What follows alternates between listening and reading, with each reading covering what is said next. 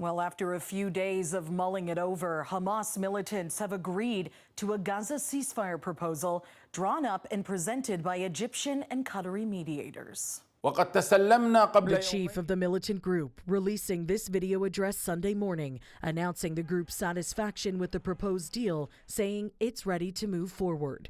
The proposal was initially presented to a Hamas delegation on Thursday.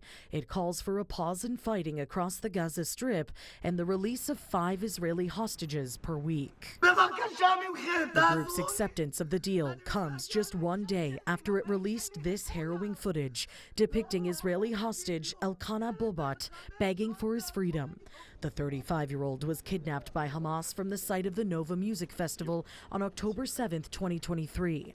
He and others like him are the reason Israel claims to have torn up the original January ceasefire plan and resumed strikes on the enclave. The military pressure is working.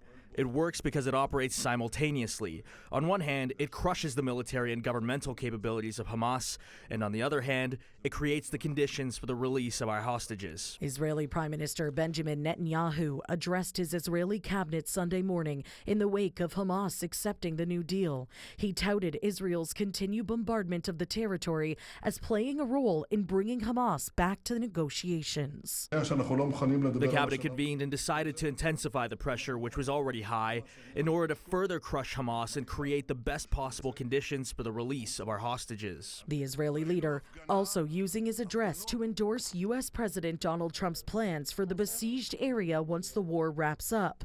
Plans, he says, will turn Gaza into the Riviera of the Middle East. Hamas will lay down its weapons. We will ensure general security in the Gaza Strip and allow the implementation of the Trump plan, the voluntary immigration plan.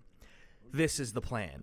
We are not hiding it, and we are ready to discuss it at any time. Now, even with Hamas in agreement of a new deal, the militant group and Israel do still remain miles apart on their views of a post-war Gaza. Israel and the U.S. say Hamas must not have a role in the territory, a sentiment not likely to be agreed upon by the militant group.